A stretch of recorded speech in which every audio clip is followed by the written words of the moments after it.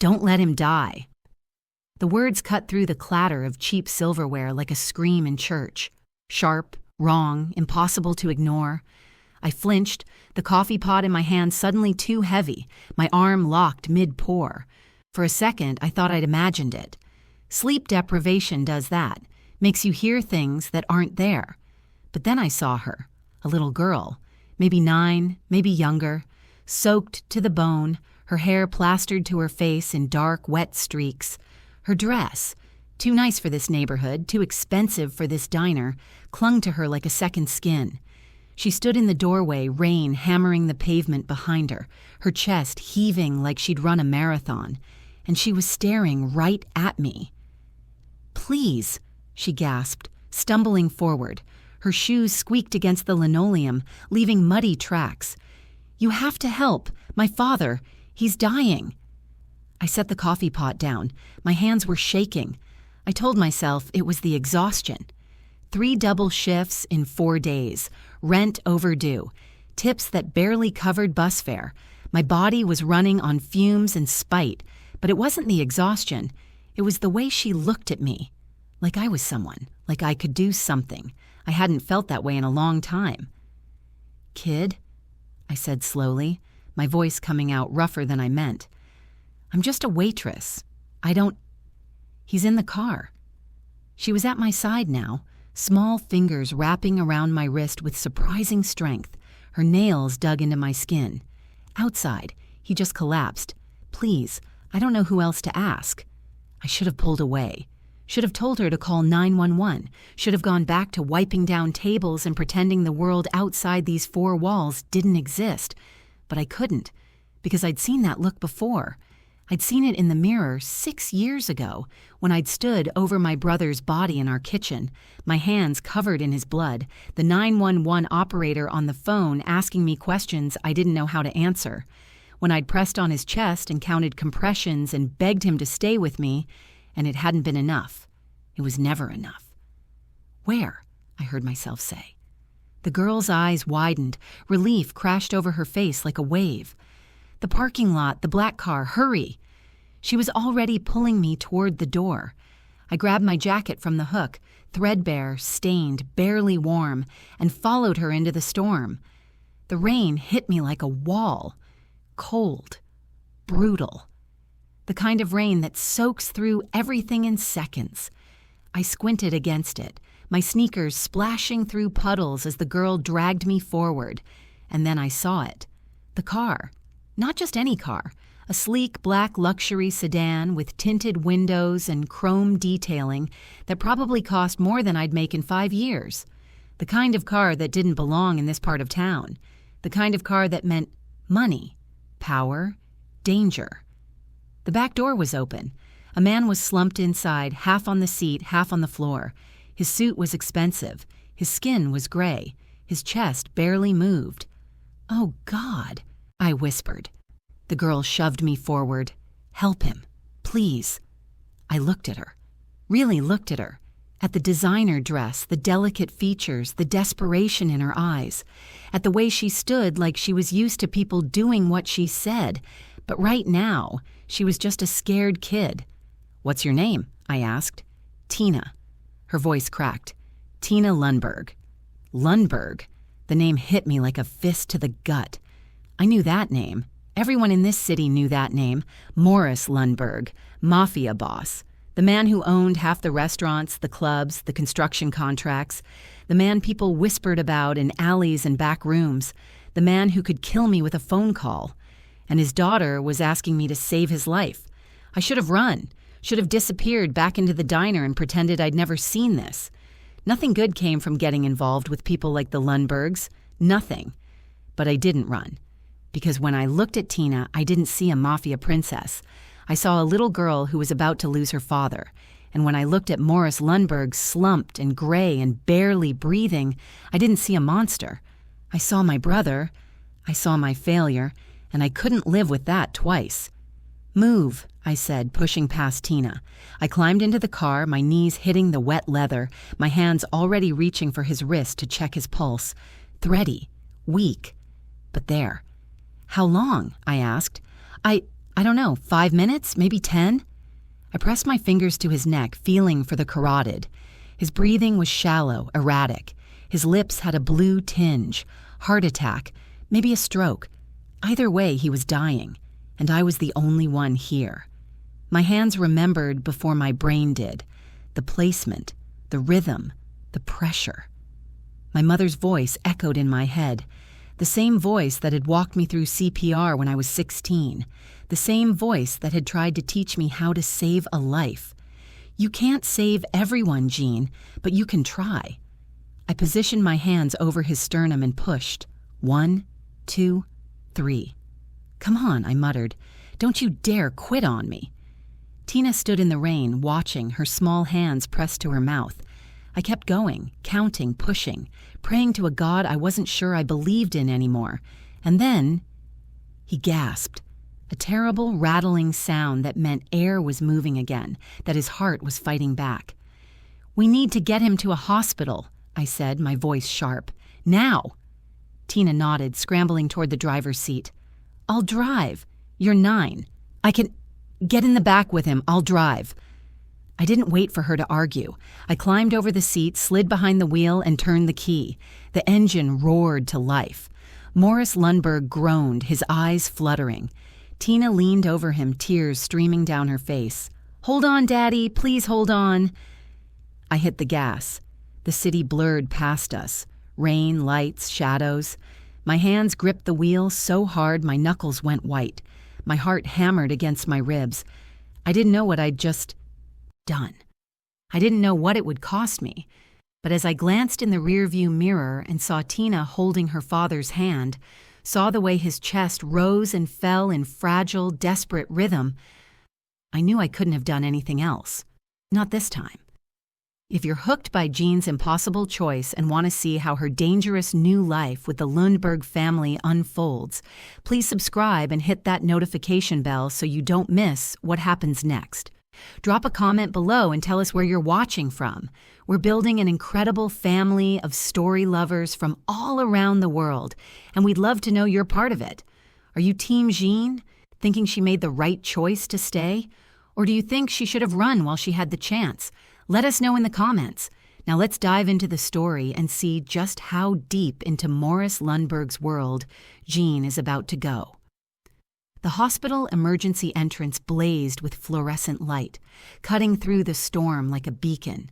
I slammed the brakes, and the car skidded to a halt under the awning.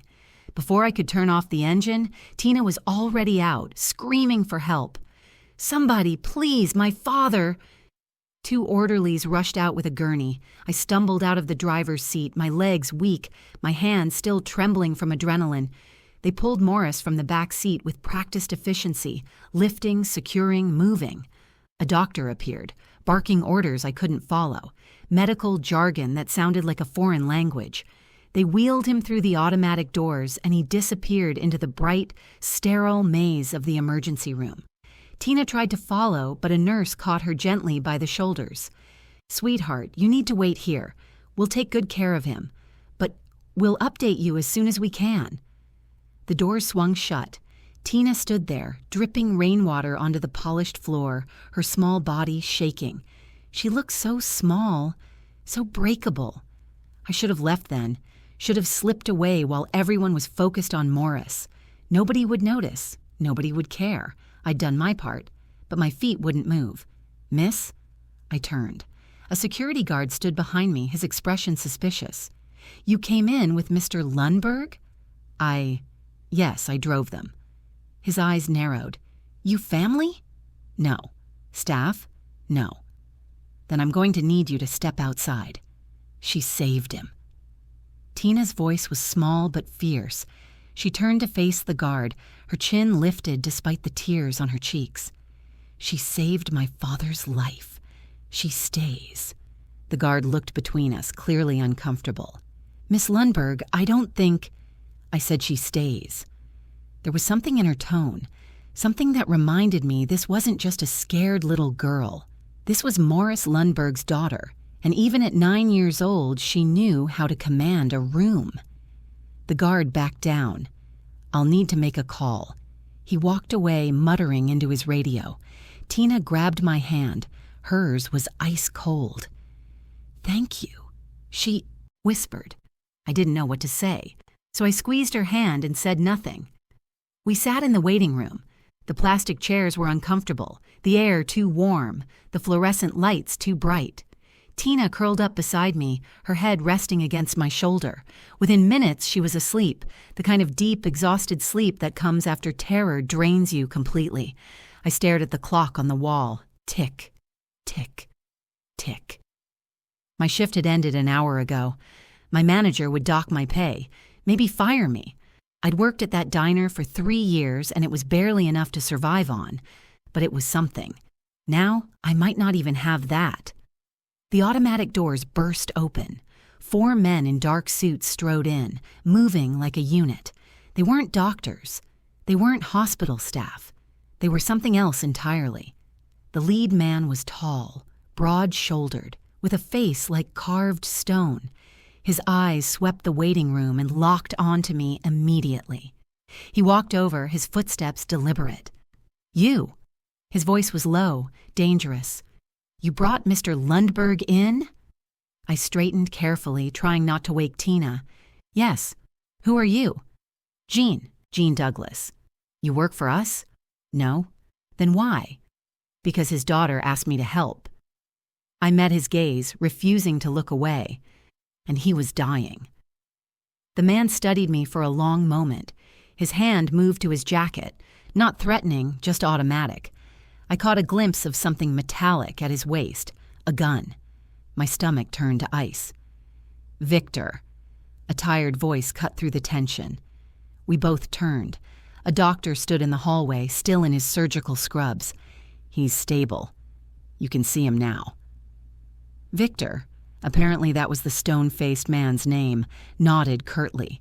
He looked at me one more time, his expression unreadable. "Don't go anywhere," he said. Then he disappeared down the hall with the other men. I looked down at Tina, still sleeping against my shoulder. What had I just gotten myself into? Tina woke up when the doctor returned. "Miss Lundberg?" The doctor crouched down to her eye level, his voice gentle. "Your father is awake. He's asking for you." She was off the chair before he finished speaking, her small feet pattering down the hallway. I stayed frozen in my seat, relief washing over me in waves so strong I thought I might cry. He was alive. I'd actually done it. The doctor turned to me, his expression curious. "You're the one who brought him in?" "Yes. The paramedics said you performed CPR in the car?" "In the car, before we left. I did what I could." He studied me for a moment, then extended his hand. "You saved his life. His heart had stopped. Another few minutes and we'd be having a very different conversation." I shook his hand, my own still trembling slightly. "I'm glad he's okay." "You have medical training?" "No, just basic CPR. My mom taught me when I was younger." "Well, your mother taught you well." He smiled. "Mr. Lundberg is very lucky you were there." Lucky. That was one word. For it. The doctor left and I was alone again. The waiting room felt cavernous now, empty except for the hum of the vending machine in the corner and the distant beep of monitors from somewhere deeper in the hospital. I should leave, clock out of this situation before it got more complicated, but Victor's words echoed in my head. Don't go anywhere. 20 minutes crawled by. Then Victor appeared again, his expression slightly less hostile than before. Slightly. "He wants to see you." "Me?" "You." He jerked his head toward the hallway. "Come on." I followed him through a maze of corridors, my wet sneakers squeaking against the linoleum. We passed nurses, patients, rooms with beeping machines and hushed conversations. Finally, we stopped outside a private room at the end of the hall. 2 men stood guard outside the door. They nodded at Victor, their eyes sliding over me with cold assessment. Victor pushed the door open. The room was dim, curtains drawn against the storm still raging outside. Morris Lundberg lay in the hospital bed, propped up slightly, an oxygen cannula in his nose and an IV line running into his arm. He looked older than he had in the car, pale, exhausted, human. Tina sat in a chair beside him, holding his hand. Morris's eyes fixed on me as I entered. They were sharp, calculating, despite his weakened state. "You're the waitress," he said. His voice was rough, strained. "Yes, sir." "Jean Douglas," I blinked. "How do you—" "Victor checked your ID while you were sleeping." He gestured weakly toward the chair on his other side. "Sit." It wasn't a request. I sat.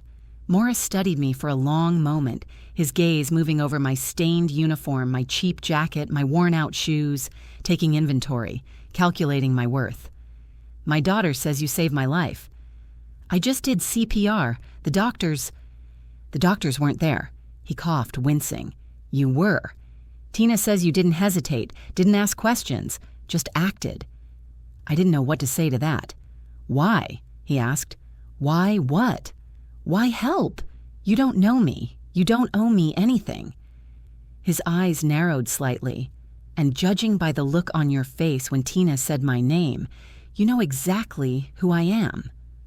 I swallowed hard. "Your daughter was scared. You were dying. It didn't seem complicated." "Everything's complicated, Miss Douglas." He shifted slightly, grimacing with pain, "especially in my world." "I'm not in your world. You are now." He glanced at Tina, and something softened in his expression. "My daughter doesn't trust easily, but she trusted you. That means something." Tina squeezed his hand, a small smile on her face. Morris looked back at me. "You work at the 5th Street Diner?" "Yes." "Double shifts?" "Most days." "Family?" The question hit like a punch. "No." "Debts?" "Rent, bills, the usual." He nodded slowly, processing. "Victor ran your background, clean record, no arrests, no connections to any of my enemies." He paused. "You also have a sealed juvenile file from 6 years. AGO. Voluntary manslaughter charges. Dismissed." My blood ran cold. "My brother," I said quietly. "He overdosed. I tried to save him. I couldn't. The police thought, it doesn't matter what they thought, it was dismissed." "Because you were innocent." "Because they couldn't prove I wasn't." Morris smiled slightly.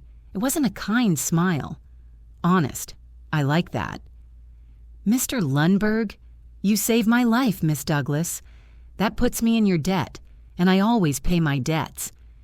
He gestured to Victor, who stepped forward and placed a thick envelope on the bedside table. "That's $10,000. Consider it a thank you."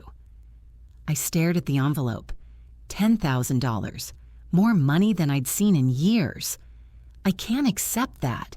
"You can. You will. I don't want your money." "Everyone wants money, Miss Douglas." His voice was harder now. "Don't insult me by pretending otherwise." "I'm not." I took a breath. "I didn't save you for money. I saved you because it was the right thing to do. And now I'm doing the right thing by paying you." We locked eyes. A battle of wills. Finally, I stood. "Thank you for the offer, but I'm fine."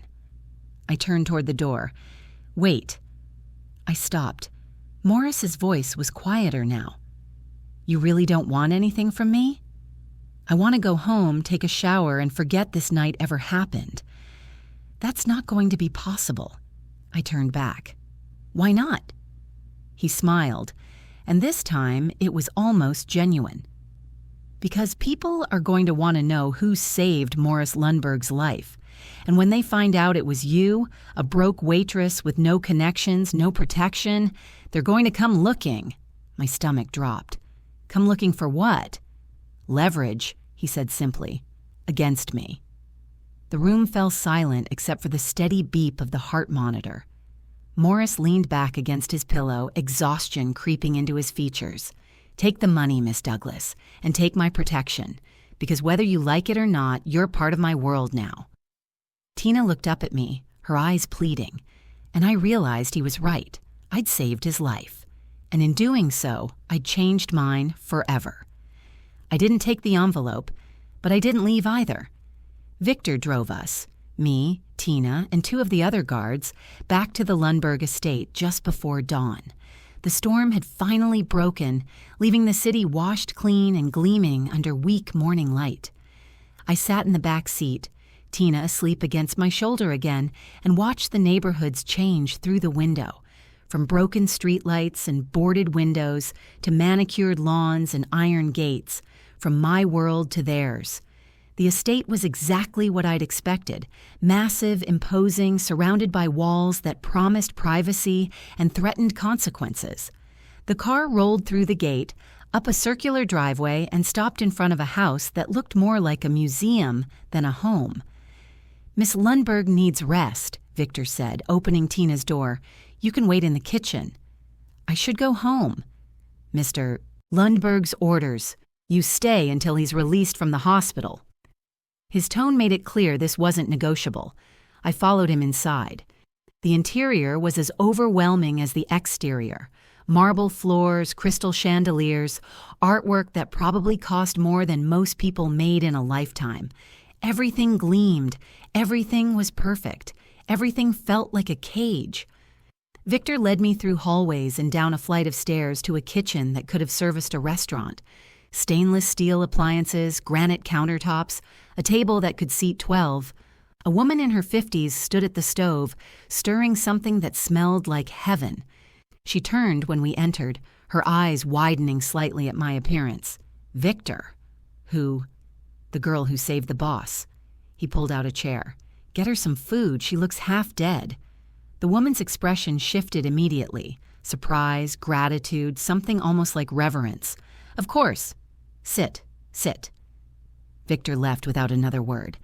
I sat, feeling completely out of place in my stained uniform and damp clothes. The woman, she introduced herself as Rosa, the head housekeeper, placed a plate in front of me within minutes. Scrambled eggs, toast, bacon, fruit, real food. The kind I couldn't afford on my salary. "Eat," Rosa insisted. "You're too thin." I was too hungry to argue. The first bite nearly made me cry. I couldn't remember the last time I'd eaten something that wasn't from a gas station or a diner's leftover bin. Rosa watched me eat with a soft smile. "Mr. Lundberg is a good man. Hard, yes. Dangerous, yes. But good to those who are loyal." She paused. "You saved his life. That makes you family now." "I'm not family. You are to Tina." Rosa refilled my coffee. "That little girl hasn't trusted anyone since her mother passed 3 years ago, but she trusts you. That means everything to Mr. Lundberg." I didn't know what to say to that. I finished eating, and Rosa showed me to a guest room on the second floor. It was bigger than my entire apartment.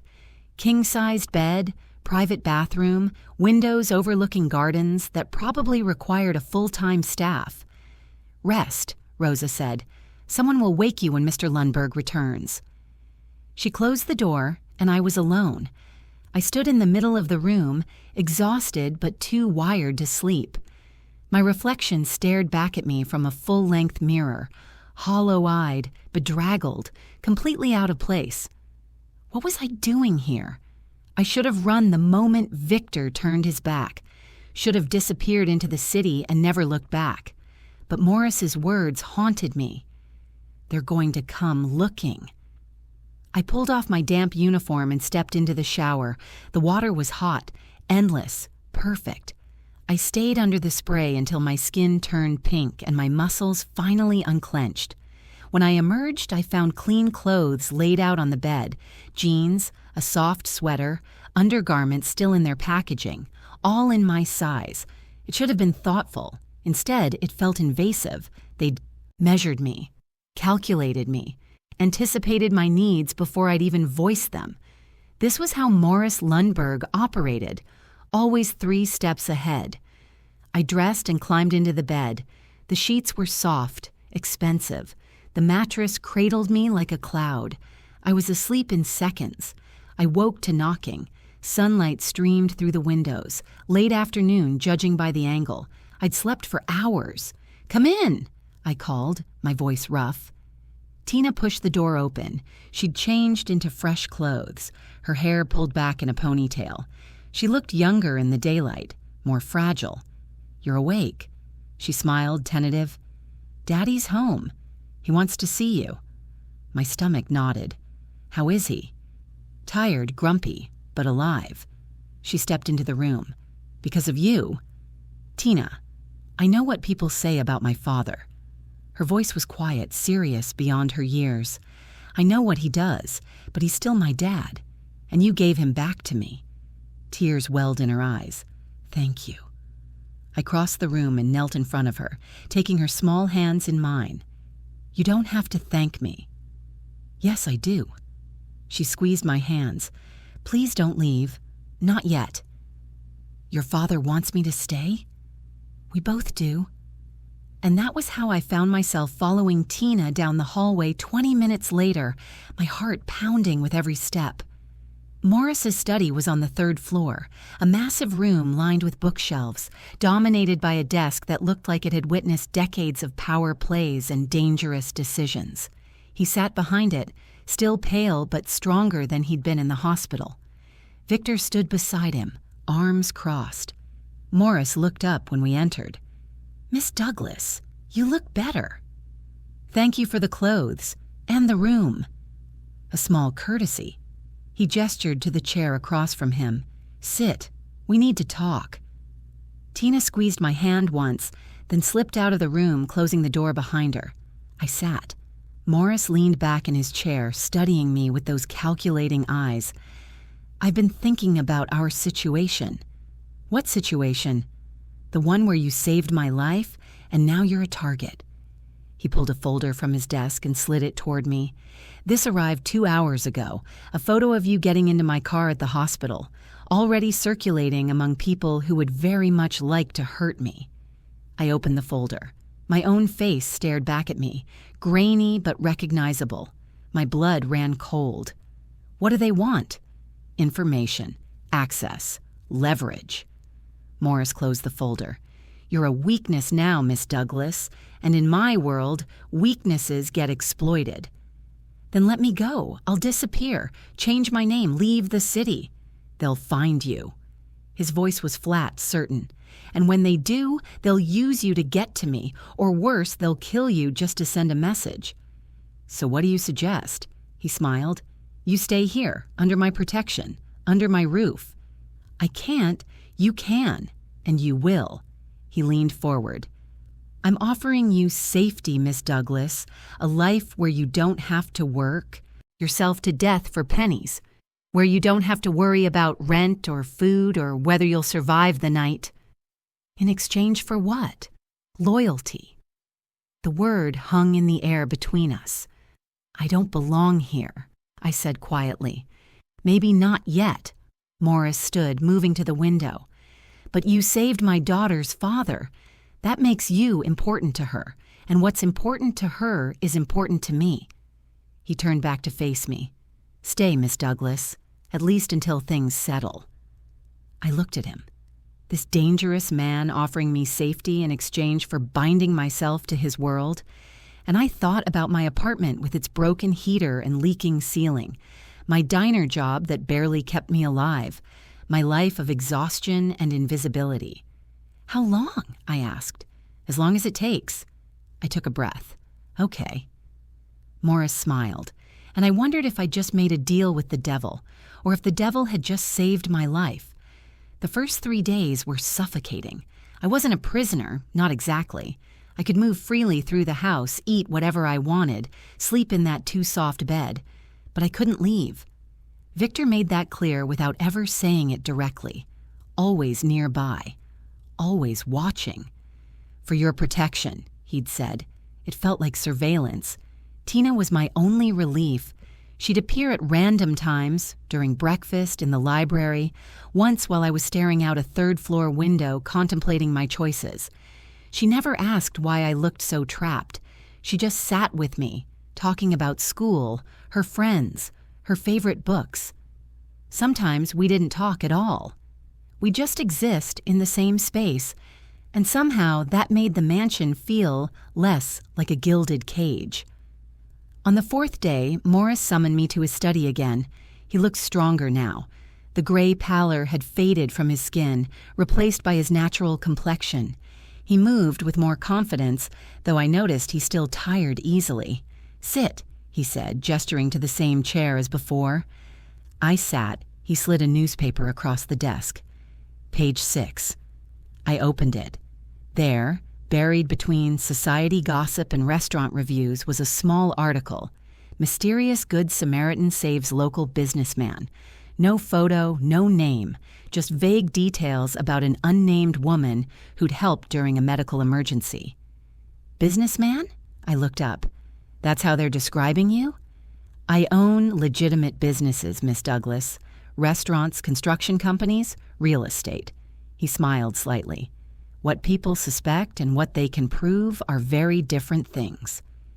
"You buried the story." "I contained it. There's a difference." He pulled the newspaper back. "But containment only works if everyone plays their part." "Meaning?" "Meaning if anyone asks, you were never here. You never saved me. We've never met." His eyes locked onto mine. "Can you do that? Lie? Protect yourself?" I thought about the photo in the folder, about whoever was watching, waiting for an opportunity. "Yes," I said. "I can do that." "Good." He opened a drawer and pulled out a phone, brand new, still in its box. "This is yours. My number is programmed in. Victor's too. You need anything, you call." "I have a phone." "Not anymore. That one's compromised." He pushed the new phone toward me. "From now on, you use this. Nobody else gets the number." I stared at the phone. Another chain. Another way he was pulling me deeper into his world, but I took it anyway. "There's something else," Morris said. "Your apartment was broken into last night." My heart stopped. "What?" "Nothing was taken, but someone went through your things. Thoroughly." He paused. "They were looking for a connection to me." "Did they find anything?" "No, because there's nothing to find." He leaned forward. "But they know you exist now, Miss Douglas. They know you matter, and that makes you a target." I stood abruptly, pacing to the window. The gardens below looked peaceful, serene, a world away from the reality Morris was describing. "What do you want from me?" I asked without turning around. "Really? I want you to stay alive. Why? I'm nobody. You're the person my daughter loves." His voice was quieter now, stripped of its usual authority. "Tina's mother died 3 years ago. Cancer. Since then, she's built walls around herself that I can't break through. She's polite, obedient, perfect, but she doesn't let anyone in." I turned to face him. "Until you," he continued. "She talks about you constantly, about how brave you were, how you didn't hesitate, how you carried me to the car like I weighed nothing." He smiled sadly. "She thinks you're a hero. I'm not. Maybe not, but she needs to believe you are." He stood, moving around the desk. "I can give you money, Miss Douglas. I can give you safety, a job, a future. But what I really need is for you to give my daughter something to hold on to, someone to trust." "That's not fair. Nothing about this is fair." He stopped a few feet away. "But it's the truth." I looked at him. This powerful, dangerous man reduced to something almost human by love for his child. "I'll stay," I said quietly. "For now. That's all I ask." That evening, Rosa called me down to dinner. The dining room was obscenely large, mahogany table, crystal chandelier, enough seating for 20. Only 3 places were set. Morris sat at the head, Tina beside him, and one empty chair across from her. For me. "You don't have to eat alone anymore," Tina said brightly as I entered. "Daddy said you're staying." I glanced at Morris. He gave a slight nod. I sat. Rosa served food that looked like art. Roasted chicken, vegetables that actually tasted like vegetables, bread that was still warm from the oven. We ate in relative silence, the only sounds the clink of silverware and the occasional comment from Tina about her day. It felt disturbingly normal. Halfway through the meal, Tina looked at me. "Jean." "Yes." "Will you teach me?" "Teach you what?" "What you did, to save my dad." Her eyes were serious. I want to know how to help people, like you." Morris stiffened slightly but said nothing. I set down my fork. "Tina, that's not something you just learn casually. I know it's serious." She sat up straighter. "But what if something happens again? What if someone needs help and I don't know what to do?" Her voice cracked. "I don't want to feel helpless." I understood that feeling intimately. I looked at Morris. He was watching his daughter with an expression I couldn't quite read, pride mixed with pain. "If your father agrees," I said carefully, "then yes, I'll teach you." Tina turned to Morris, hope bright in her eyes. He was quiet for a long moment, then, "All right, but only the basics, and only with Jean." Tina beamed, and I realized I'd just committed to staying even longer than I'd planned. After dinner, I retreated to the library, a massive room filled with more books than I'd seen outside a public library. I pulled a random novel from the shelf and sank into a leather chair by the window. I'd been reading for maybe 20 minutes when the door opened. Victor stepped inside, his expression as unreadable as ever. "We need to talk," he said. My stomach dropped. "About what?" "About the fact that you're lying." I set the book down slowly. "I don't know what you mean." "Your brother's overdose, the charges that were dismissed." He moved closer. I read the full file, not the sanitized version, the real one. My heart pounded. "You didn't just perform CPR," Victor continued. "You injected him with something, naloxone. You had it in your apartment, which means you knew he was using, which means you were prepared. I was trying to save him. I know, and you did everything right. But the question is," he stopped in front of me, "where does a 17-year-old waitress get emergency naloxone?" I met his gaze. "My mom was a nurse. She kept it at home, just in case." "Your mother died when you were 16. She taught me before she died." We stared at each other. A battle of wills. Finally, Victor nodded slowly. "Mr. Lundberg thinks you're some kind of natural hero. Maybe you are. But I think you're someone who's been preparing for disaster your whole life." He turned toward the door. "That makes you either very smart or very dangerous." "Which do you think?" He paused. "I haven't decided yet." Then he left. I sat there in the silence, my hands shaking. Victor was right. I wasn't just a waitress who got lucky. I'd been trained, prepared. My mother had taught me everything she knew: CPR, basic wound care, how to recognize overdoses and strokes and heart attacks. "You never know when you'll need to save someone," she'd said, "or yourself." She'd been right, and now I was trapped in a world where that knowledge made me valuable, which meant I'd never be free. I didn't sleep that night. Victor's words circled my mind like vultures, very smart or very dangerous. The problem was, I didn't know which one I was either. I'd spent so long just trying to survive that I'd never stopped to ask what I was surviving for. By dawn, I'd made a decision. I found Morris in his study, already working despite the early hour. He looked up when I knocked, unsurprised, as if he'd been expecting me. "I need to go back to my apartment," I said from the doorway. "No. It's not a request. I have things there. Important things. Victor can retrieve whatever you need. I need to see it myself." I stepped into the room. "You said my place was broken into. I need to know what they touched, what they saw." Morris studied me for a long moment. "You think you'll find something?" "I think I'll know if something's missing." He leaned back in his chair. "What are you not telling me, Miss Douglas?" "Everything," I thought. But I said, "My mother left me things, personal things. I need to make sure they're safe." It wasn't entirely a lie. Morris considered this, then picked up his phone. "Victor will take you. You have 30 minutes. He doesn't leave your side." "Fine." 20 minutes later, I was in the back of a black SUV with Victor behind the wheel, heading toward the part of the city the Lundbergs probably only saw in crime statistics. The drive was silent. Victor didn't ask questions, didn't make conversation, just drove with the focused intensity of someone constantly calculating threats. My building looked worse than I remembered. Graffiti-covered brick, broken intercom, the smell of garbage and desperation. Victor's jaw tightened as we parked. "Stay close," he said. We climbed 3 flights of stairs. My door hung slightly crooked on its hinges, the lock forced. Victor pushed it open carefully, one hand inside his jacket. The apartment was exactly as Morris had described, ransacked but not destroyed. Drawers pulled open, cushions overturned, closet emptied.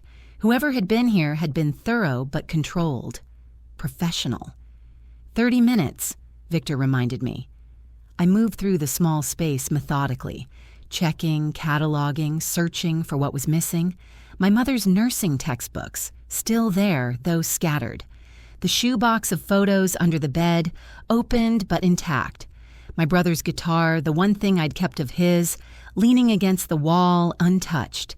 Everything was accounted for, except one thing.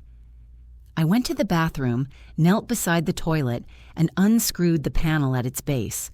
The space behind it was empty. The small metal box I'd hidden there, containing my mother's old hospital ID, some emergency cash, and her leather journal, was gone. My blood ran cold. "Miss Douglas." Victor appeared in the doorway. "Find something?" "No," I lied, standing quickly. "Everything's here." His eyes narrowed. He didn't believe me. I grabbed a duffel bag from the closet and started throwing in clothes, jeans, shirts, my one decent pair of shoes, adding things I actually needed to make the trip look legitimate. "What was in the journal?" Victor asked quietly. I froze. "What journal?" "The one you're panicking about." He leaned against the doorframe. "You've checked everything else twice, but you keep looking at that bathroom like it killed your dog." I zipped the duffel bag. "I don't know what you're talking about." "Miss Douglas." "Jean." I turned to face him. "My name is Jean, and whatever you think you know about me, you don't. So stop interrogating me like I'm some kind of criminal." "I'm trying to protect you." "By treating me like a suspect?" "By treating you like someone who's hiding something that could get her killed." His voice was hard now. "You think I don't recognize that look? I've been doing this for 15 years. I know when someone's in over their head." "Then you know enough to leave it alone." We stared at each other. The tension in the small apartment was suffocating. Finally, Victor stepped back. "We're done here. Let's go." I shouldered the duffel bag and followed him out. Back at the estate, I went straight to my room and locked the door. The journal was gone. My mother's journal, with every lesson she'd taught me, written in her careful handwriting, CPR techniques, emergency protocols, drug interactions, everything she'd learned in 20 years of nursing compressed into one leather-bound book. And notes, personal notes about my father, the man my mother never talked about, whose name she'd never spoken, notes I'd only discovered after she died. If whoever took that journal could read between the lines, they'd know things about me I didn't even fully understand myself. A knock interrupted my spiral. "Jean?" Tina's voice. "Can I come in?" I opened the door. She stood there in jeans and a t-shirt, looking younger than 9, holding a first aid kit. "You said you'd teach me," she said. "Is now okay?" I should have said no, should have told her I was tired, that I needed space. But the hope in her eyes reminded me why I'd agreed to stay. "Yeah," I said. "Now's good." We sat on the floor of my room, the first aid kit between us. I taught her how to check for breathing, how to position someone who's unconscious, how to find a pulse. Basic things, safe things. She was a quick study, focused, serious. "Why did you become a waitress?" she asked suddenly. "If you know all this medical stuff?" The question caught me off guard. "It's complicated." "Because of your brother." I looked at her sharply. "How do you know about that?" "I heard Victor and Daddy talking." She had the decency to look guilty. "I'm sorry. I didn't mean to eavesdrop."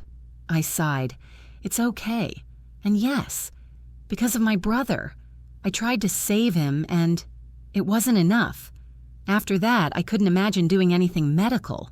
It hurt too much. But you saved my dad. That was different. How? I thought about it. Because your dad wanted to live. My brother, I don't think he did. Not really. Tina was quiet for a moment, then my mom didn't want to die. But she did anyway. The cancer was too strong. I'm sorry, Tina. Me too. She looked down at the first aid kit. That's why I want to learn this, because maybe if I know enough, I can help someone someday, like you helped my dad. I reached over and squeezed her hand. You're a good kid, you know that? She smiled. You're pretty good too, for a broke waitress. I laughed despite everything. Thanks, I think. We spent another hour going through the basics. By the time we finished, some of the weight on my chest had lifted. Tina left for dinner, and I was alone again. I pulled out the new phone Morris had given me, stared at it for a long moment. Then I did something reckless. I called my old number, the one they'd compromised. It rang 3 times before someone answered. Miss Douglas. The voice was male, smooth, unfamiliar. We've been expecting your call. My heart hammered. Who is this? Someone who's very interested in your mother's journal. Fascinating woman, by the way. Quite the collection of knowledge. A pause. And secrets. What do you want? The same thing Mr. Lundberg wants. Your loyalty, your skills, your discretion. I'm not interested. You will be. The voice turned colder. Because we know things, Miss Douglas.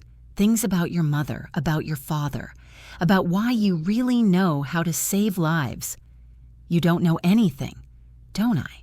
Then let me ask you this.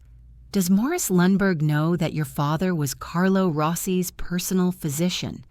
Does he know that you're the daughter of the man who kept his biggest rival alive for 15 years? The room spun. Carlo Rossi, the name I'd spent my entire life running from. That's impossible, I whispered. The journal proves otherwise. Quite detailed, your mother's notes, especially about the night your father was killed, and who gave the order. I couldn't breathe. We'll be in touch, Miss Douglas, soon. The line went dead. I dropped the phone like it was burning.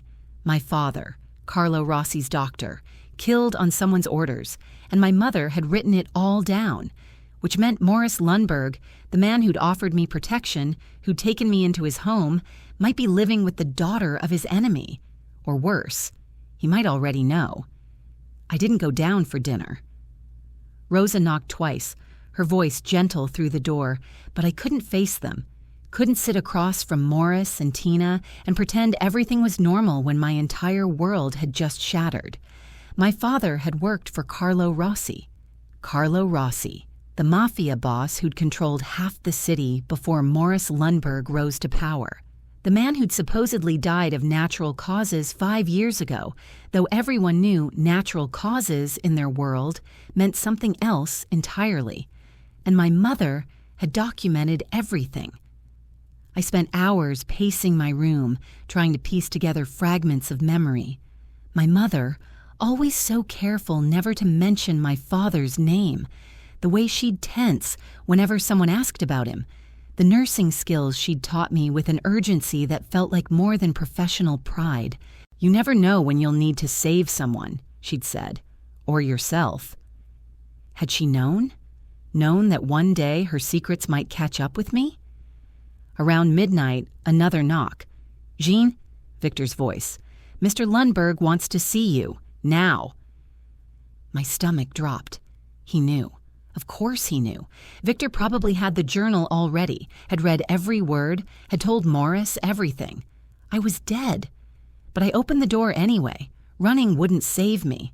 Not from men like these. Victor's expression was unreadable. Follow me. We walked through silent hallways to Morris's study.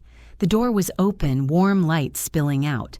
Morris sat behind his desk, a glass of whiskey in his hand. He looked tired but alert. Sit, he said. I sat. Victor closed the door and positioned himself beside it, blocking my exit. Morris took a slow sip of his drink, studying me. "You've been crying." I hadn't realized. I touched my face. My cheeks were damp. "Want to tell me why?" he asked. "No." "Victor says you're scared, that something happened at your apartment that you're not telling us about. Victor's very observant. It's why I pay him." Morris set down his glass. "So I'll ask you directly, Miss Douglas. What are you hiding?" "Nothing that concerns you." "Everything about you concerns me now." His voice hardened. "You're under my roof, under my protection. That means I need to know what threats you're carrying with you." I met his gaze. "Then maybe I should leave." "You can't. Watch me." I stood. Victor moved away from the door, but not to let me pass. His hand was inside his jacket. "Sit down, Jean." Morris's voice was quiet, dangerous. "Or what? You'll shoot me?" I laughed bitterly. "At least that would be honest." "I've never lied to you." "Haven't you?" I turned to face him fully. "You ran my background, had Victor dig into every part of my life. You know about my brother, my mother, probably my shoe size. But you never mentioned that you knew Carlo Rossi, that you were his rival, his enemy." The room went very still. Morris's expression didn't change. "And how would you know that name?" "Because my father worked for him." The words came out like poison. My father was his personal physician, and someone killed him for it. Victor's hand tightened on his weapon. Morris leaned forward slowly. "Your father was Marcus Douglas." It wasn't a question. "You knew," I whispered. "I suspected. Your mother's maiden name was in your file, Elena Rossi, Carlo's younger sister." He paused. "Which makes you his niece." The room tilted. "That's impossible. My mother's name was Elena Douglas. She changed it when she left, when she married your father and tried to escape that life." Morris stood, moving to the window. "Marcus was a good man, a talented doctor. Carlo trusted him completely, which is why his death was so unfortunate." "Who killed him? Does it matter?" "Yes." Morris turned to face me. "I did." The words hung in the air like smoke. "Why?" My voice was barely a whisper. "Because he was going to testify. Federal case against Carlo. Marcus had evidence, medical records, documentation of crimes Carlo committed while under his care. He was going to bring down the entire organization." Morris's expression was unreadable. "I couldn't let that happen." "So you murdered him." "I eliminated a threat. There's a difference." "Not to me." Rage burned through my shock. "He was my father, and you. And I gave you a choice you didn't know you were making." Morris moved closer. "I could have told you who I was the moment I learned your name. Could have had Victor end this before it started. But I didn't. Because my daughter loves you. Because you saved my life without knowing what I'd done to yours. That doesn't make us even. No, it makes us complicated." He stopped a few feet away. "Your father's testimony would have destroyed more than just Carlo. It would have toppled the entire structure. Hundreds of people, families, businesses, lives, would have been caught in the crossfire. I made a choice, not a good one, but necessary. For you, for everyone." His voice was quiet. "Your mother understood that eventually. Why do you think she never came after me, never sought revenge?" "Because she was scared. Because she was smart. She knew that some fights can't be won. So she took you and disappeared, built a new life, kept you safe." He paused. "Until now." I wanted to scream, to hit him, to run, but I couldn't move. "Someone has my mother's journal," I said finally. "They called me tonight. They know everything, about my father, about Carlo, about you, and they want me to work for them." Morris's expression darkened. "What did you tell them?" "Nothing." I hung up. "Good."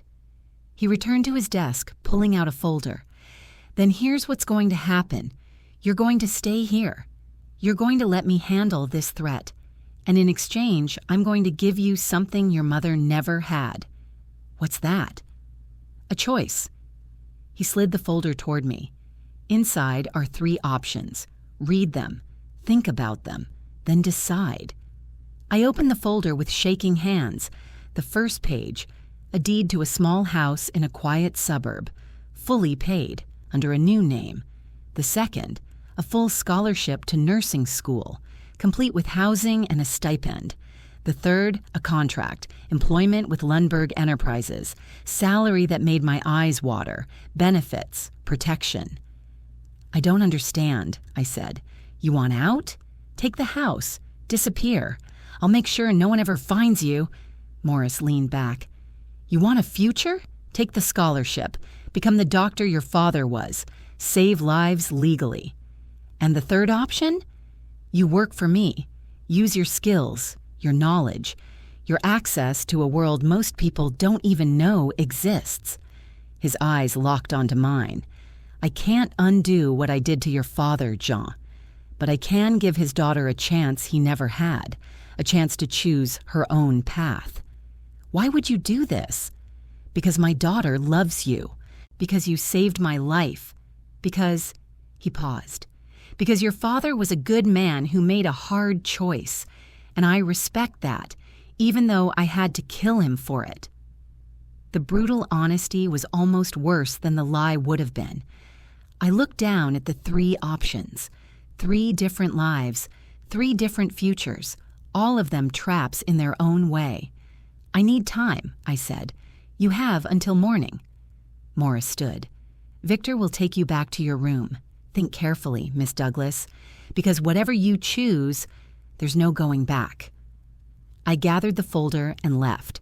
Behind me, I heard Morris pour another drink, and I realized that the impossible choice he'd given me was actually mercy. In his world, mercy meant letting me choose how I'd be bound to him. The only question was which chain I'd pick. I didn't sleep. I sat on the floor of my room, the folder open in front of me, 3 futures laid out like tarot cards.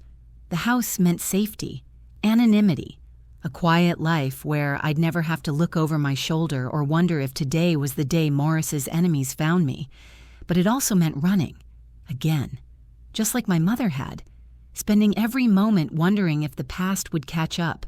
The scholarship meant redemption. I could honor my father's legacy, become the healer he'd been before Morris killed him.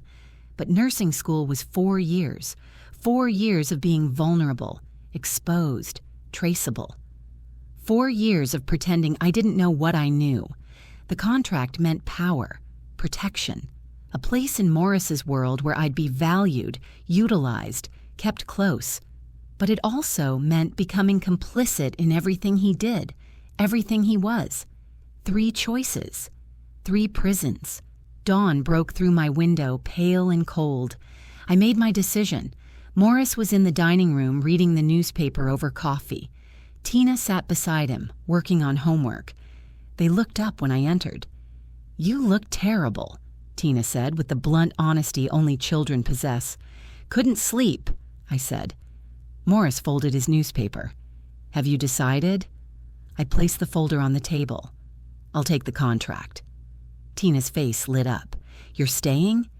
For now. Morris studied me carefully. You understand what this means?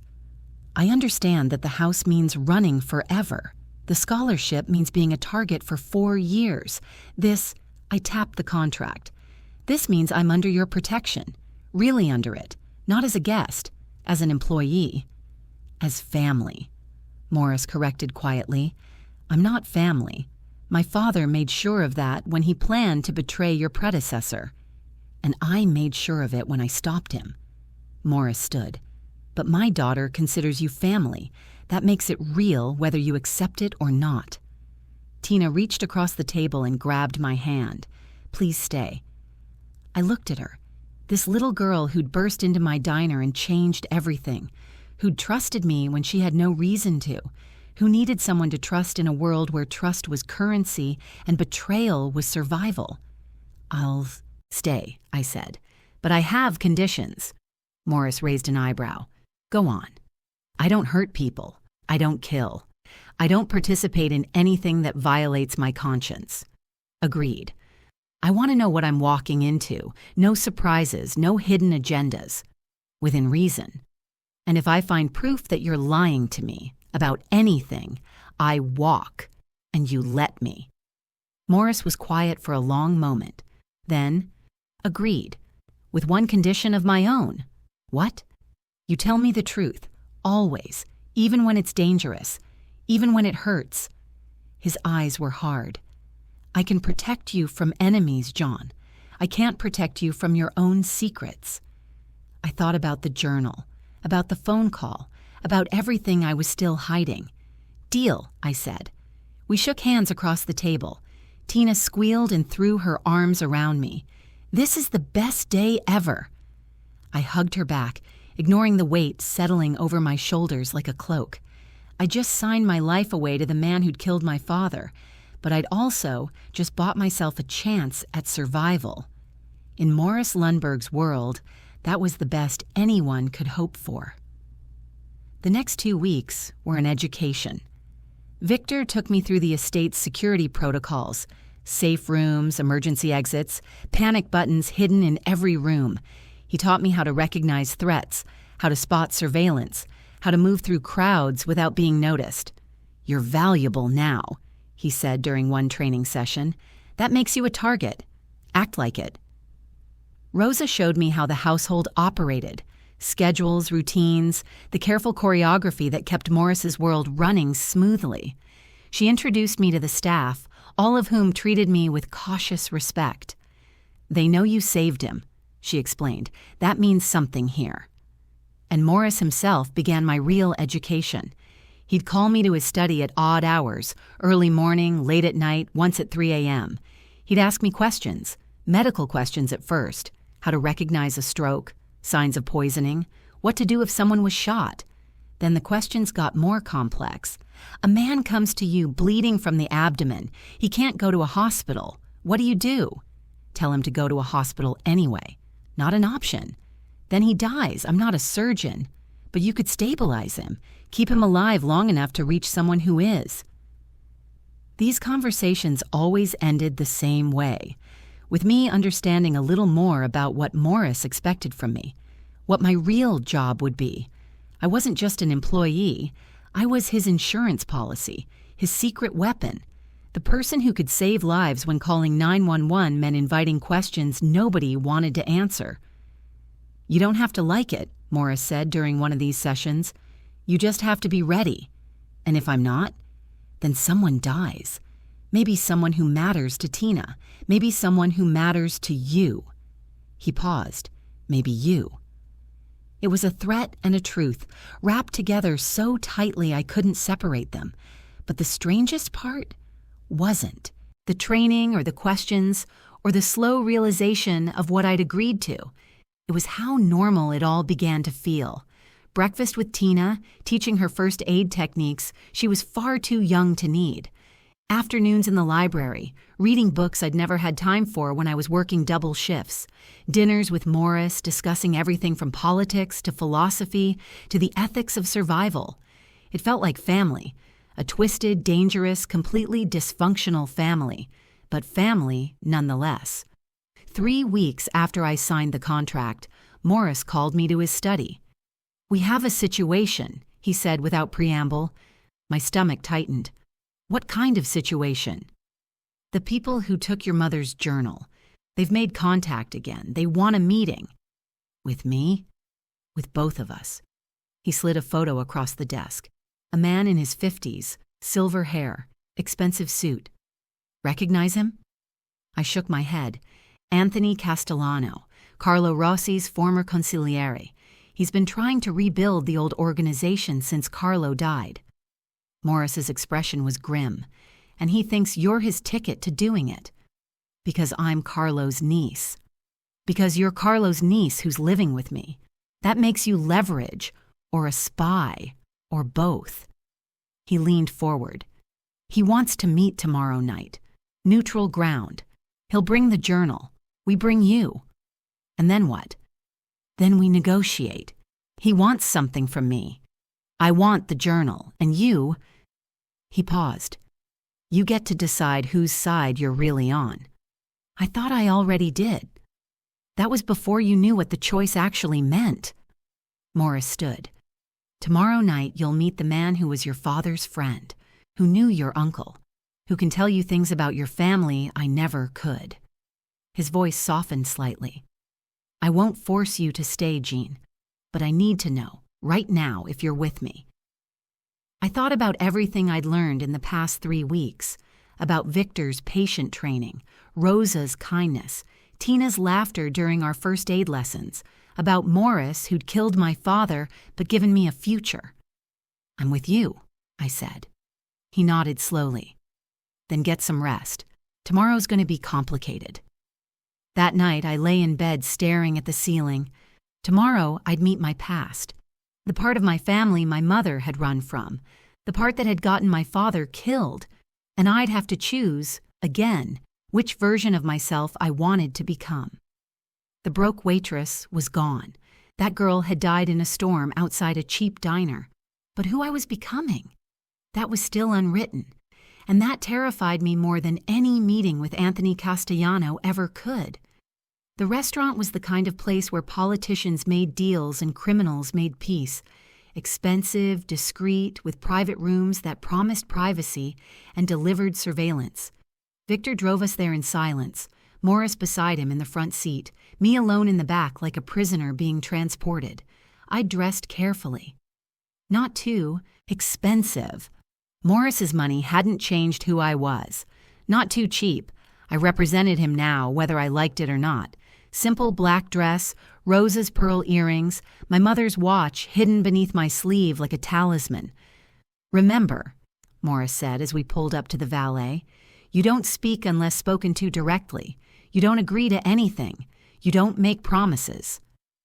I know how to handle myself. In a diner, yes. In this world? He turned to look at me. "These men will smile while they calculate how to use you. Trust nothing." Victor opened my door. The night air was cold, sharp with the promise of winter. I stepped out onto pavement that probably cost more per square foot than my old apartment's rent. Inside, a hostess led us through the main dining room. Crystal chandeliers, white tablecloths, the quiet murmur of people who never had to check prices. We moved past them like ghosts, toward the back where a private room waited. 2 men stood as we entered. The first was Anthony Castellano from the photo. Silver hair, sharp suit, eyes that missed nothing. The second was younger, built like Victor, his jacket cut to accommodate a shoulder holster. Morris. Anthony's smile was warm, false. "Thank you for coming." "Anthony." Morris didn't shake his hand. "Let's skip the pleasantries. You have something of mine. I want it back." "Straight to business. I always appreciated that about you." Anthony's gaze shifted to me. "And this must be Jean. You look so much like your mother, child. Elena was a beautiful woman." The familiarity in his voice made my skin crawl. "You knew her?" "I was at her wedding. Gave her away, actually, since Carlo couldn't attend publicly." He gestured to the table. "Please sit. We have much to discuss." We sat. Morris and I on one side, Anthony and his bodyguard on the other. Victor remained standing, positioned by the door. A waiter appeared with wine. Anthony poured without asking, the ritual of hospitality twisted into something performative. "Your mother was special," Anthony continued, swirling his glass. "Carlo's favorite sister, brilliant, compassionate, wasted on a doctor who couldn't understand the family business." He looked at Morris. "No offense." "Marcus Douglas was twice the man you are," I said before Morris could respond. Anthony's smile widened. "Spirit? Good. You'll need that." He reached into his jacket. Victor's hand moved to his weapon and pulled out a familiar leather journal, my mother's handwriting visible on the cover.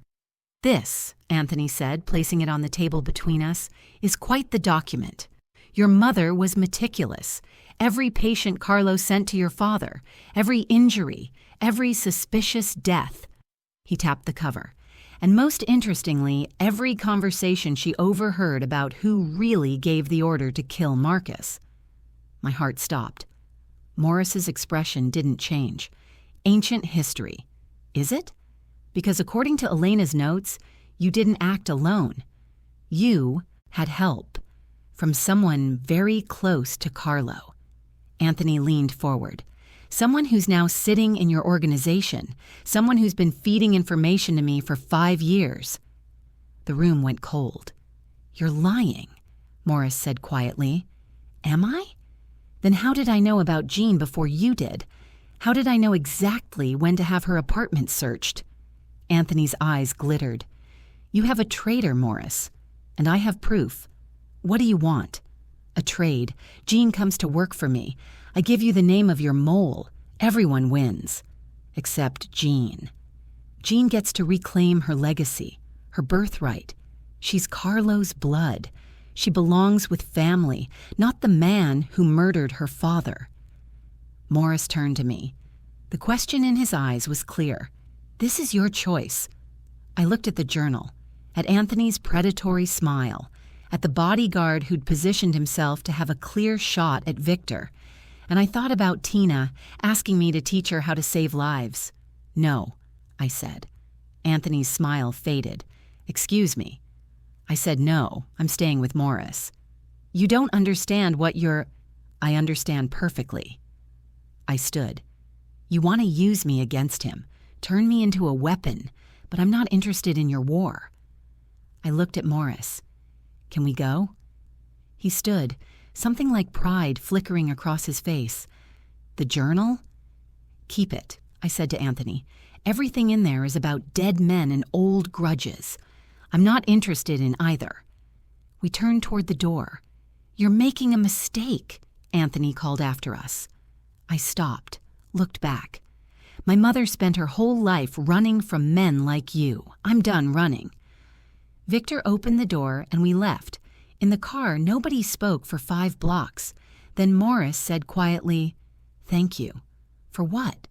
For choosing. I stared out the window at the city lights blurring past. I didn't choose you. I chose me. He smiled slightly. Even better. The news came 3 days later. Victor found Anthony Castellano's bodyguard in a warehouse on the south side, shot twice in the chest. The journal was gone. Anthony himself had disappeared, either into hiding or into the river, depending on who you asked. Morris called it a message. I called it inevitable. He overplayed his hand, Morris said when he told me, made threats he couldn't back up. Someone in his own organization decided he was more liability than asset. And the journal? Destroyed, most likely. No one wants that kind of evidence floating around. He paused. You could have had it. Could have learned everything your mother knew. I learned enough. I'd spent 3 nights reading the pages I remembered, the passages my mother had made me memorize when I was young, before I understood what they meant. My father was a good man caught in an impossible situation. My mother loved him anyway. That's all I need to know. Morris nodded slowly. You're more like her than you realize. Is that a compliment? It's an observation. He slid an envelope across his desk. This is for you. I opened it. Inside was a deed, not to the suburban house from before, but to the 5th Street Diner, the place I'd worked myself to exhaustion, the place where Tina had found me. I don't understand. I bought it last week.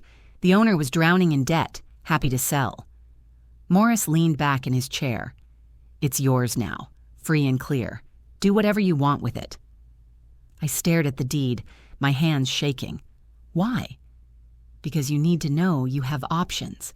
You can stay here, work for me, be part of this world, or you can walk away, run that diner, build something legitimate. His voice softened. Either way, you're not broke anymore. You're not trapped. You choose your life now. The weight of it hit me all at once. Freedom. Real freedom. Not the illusion of choice Morris had given me before, but actual autonomy. What if I choose to leave? I asked. Then you leave. Victor will make sure you're protected for 6 months while you get established. After that, you're on your own." He met my eyes. "But Tina will miss you, and so will I." A knock interrupted us. Tina burst in without waiting for permission, her face bright with excitement. "Jean, Rosa says you're teaching me sutures today." She stopped, noticing the tension. "What's wrong?" "Nothing's wrong, sweetheart," Morris said. "We're just talking business." Tina looked between us suspiciously, then grabbed my hand.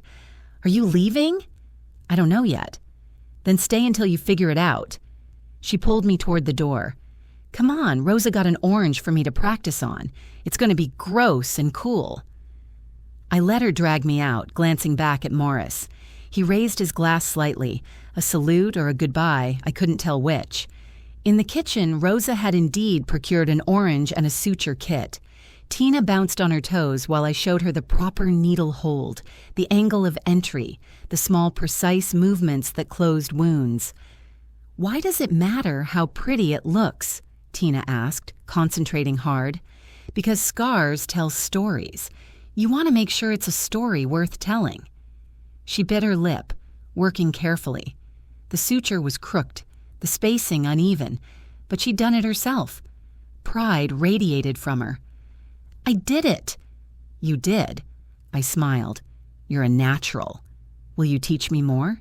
Even if you leave?" The question hung between us. I thought about the diner deed in my pocket, about my old apartment with its broken heater, about the girl I'd been 3 weeks ago, exhausted and invisible and alone, about the woman I was becoming, still broke in some ways, still broken in others, but no longer powerless.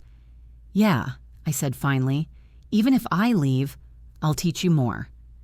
Tina hugged me tight. Over her shoulder, I saw Morris standing in the doorway watching us. He nodded once, understanding. I'd made my choice, not forever, not irrevocably, but for now. I was staying, not because I was trapped or obligated or afraid, but because for the first time in my life, I had something worth staying for, a future I was building myself, and that was worth more than all of Morris Lundberg's money combined.